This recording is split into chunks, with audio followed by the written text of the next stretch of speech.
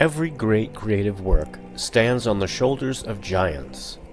Welcome to RetroInspection, where we examine and find out where the things we love today came from.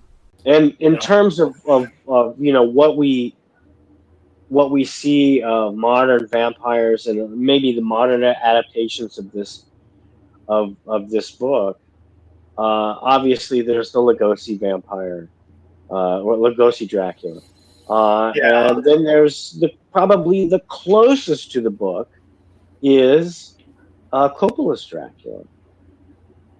It was intended to be. Yeah. Again, I haven't seen that in 30 years, so I'm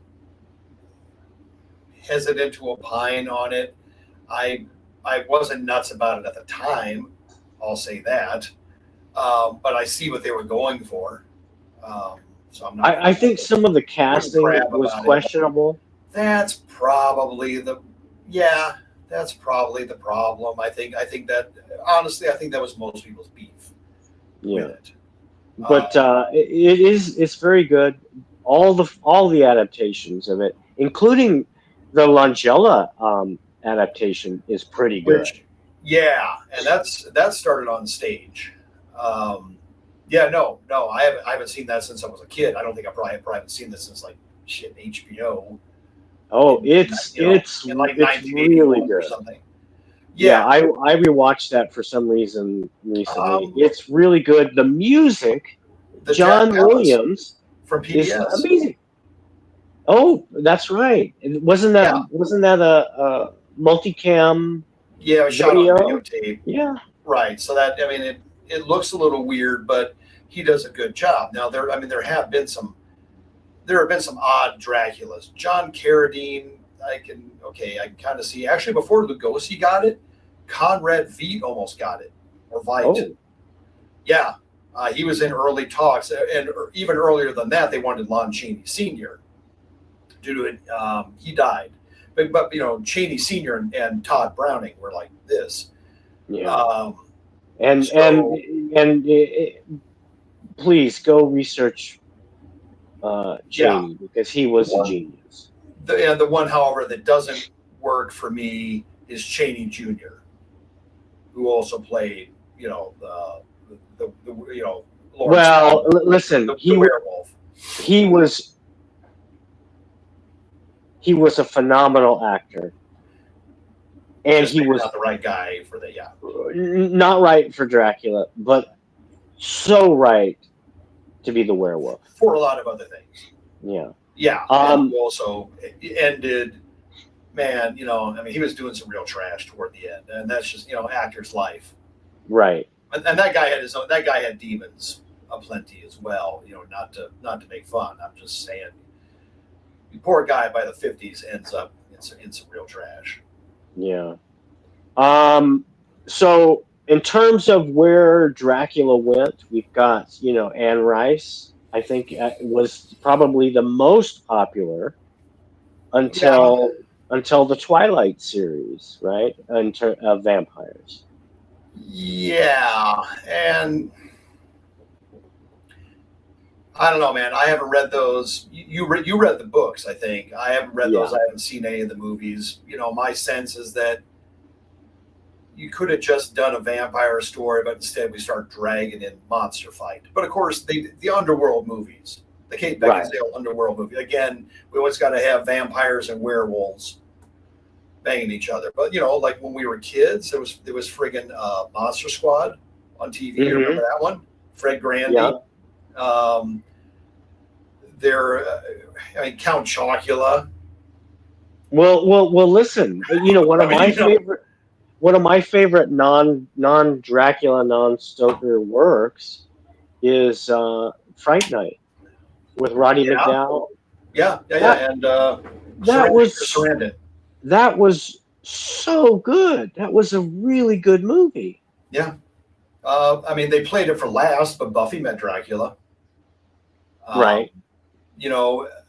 Actually, to put this delicately, there's a lot to be said about Joss Whedon. But he did actually make some. He made some contributions to the mythos because he had a different vision of how vampirism worked than this. It was obviously that when you got vampirized, a demon took over your corpse, but then also your original personality imprinted itself on the demon. But then, of course, your original personality was expressed in an evil manner. Huh. So that if you had beefs or prejudices as a human, those would become twisted and intensified and expressed. Well, I think that probably comes from Anne Rice. Honestly, Because I only ever read Interview in Memnoch. I think it turned out over time, maybe I'm confusing with some other vampire lore, but over time it was revealed that all of these vampires were what is that HBO show that I really didn't like? True Blood. Never True saw Blood. it. I didn't read the books either. So yeah, not one of my favorites. But anyways, I think it was the Anne Rice novels that eventually came to that the vampires were somehow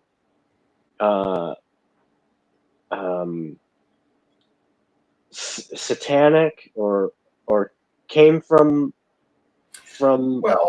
Satan. Do we drag in Lilith at this point? Oh well, yeah, that's true. An actual demon, right? Right. Well, but also, the demoness as a condition is expressed vampirically, and I believe through child murder and consumption. And that's ancient. It's Kabbalist myth, yeah. Right. So, I mean, True Blood did, as we were talking about it a little earlier. True Blood literally did treat vampirism as an STD. There was a thing. I think there was a thing in those stories where there was actually medicine the vampires could take that made them, where it allowed them to settle down and not eat people and try to integrate into human society. It was called not Compound B. That's The Boys. Or Compound W. It was it's True Blood. Oh, okay. So it's called was it a blood substitute? Yes. Okay. They kind of did that on Buffy and Angel. Like Angel would drink, animal blood so as to not want to eat people. But essentially all of this stuff came from Bram Stoker and Dracula. Yeah. I mean, this is like I said, this is your root, and everything after 1895 is the tree. Yeah. Listen, read this book. Oh yeah, absolutely. If you have any interest in the subject whatsoever, read this. Yeah. No. This is an unqualified recommendation. Like, subscribe, repost, share everywhere. To see what else we're up to, visit xynobooks.com, xenobooks.com.